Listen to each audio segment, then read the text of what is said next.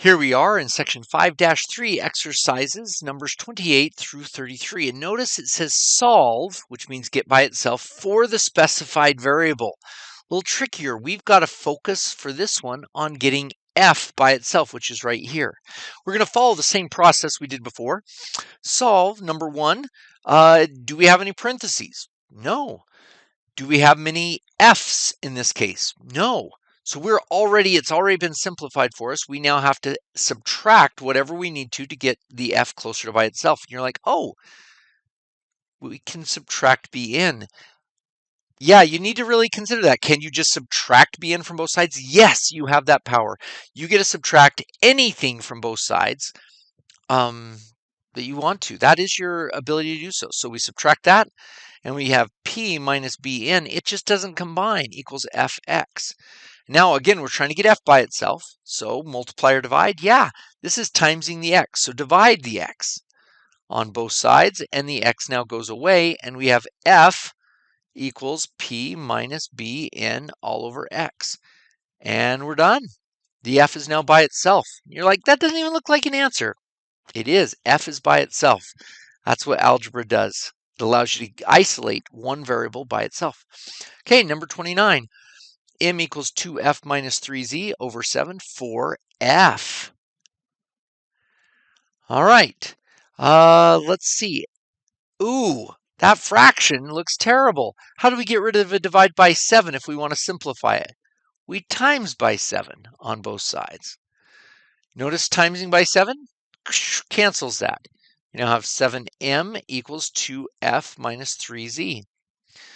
Yeah, look at this. We don't have parentheses. We don't have many f's. We're down here. We add or subtract or multiply, divide, do the opposite.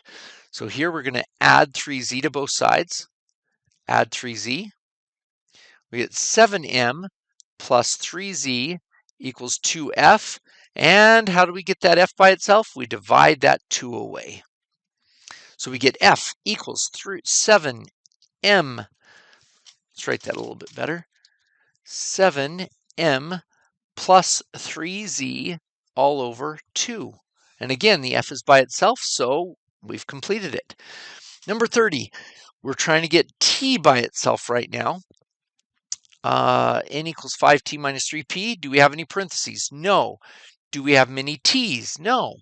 So we've got to add to get rid of this term over here. That's a 3p. That's a 3p. What's n plus 3p? I don't know. It's n plus 3p. We can't put them together.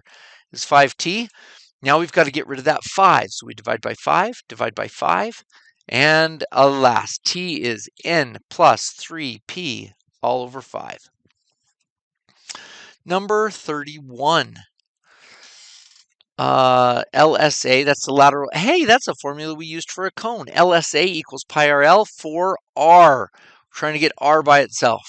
Do we have parentheses? No. Do we have many R's? No. Do we have anything added or subtracted on the side with the R's? No. So we are just going to divide off what is timesing the R, and that is the pi and the L. So do that to both sides. Pi is gone, L is gone, R is LSA over pi L. Fantastic. Okay, next one. Y equals mx plus b, sounds familiar. For x, hey, we get to solve for x again. Do we have any parentheses? No. Do we have many x's? No. Do we have something added or subtracted? We do. Do the opposite of that on both sides, and we get y minus b equals mx. And now multiply or divide. Yep, there's timesing by m, so divide by m. Undo it, and we now have gone. X by itself equals y minus b over m. Fantastic. And the last one, number 33. Oh, again, we got these fractions. Let's get rid of that fraction by timesing by 7. Notice that cancels out that divided by 7, so we get a 3s minus 4g equals 7c. We're trying to get g by itself, so now we got to subtract the 3s over, Negative 4g equals 7c minus 3s. And now divide by a negative 4, divide by a negative 4. We get G equals 7C minus 35 all over negative 4. Now, some of you may think, well, when you divide by a negative, we could actually do that. 7 divided by a negative would be, so here's an alternate way of writing it. Oh, that's not a 35. That's a 3S. What am I writing? That's an S. There we go. 7 divided by a negative is negative 7.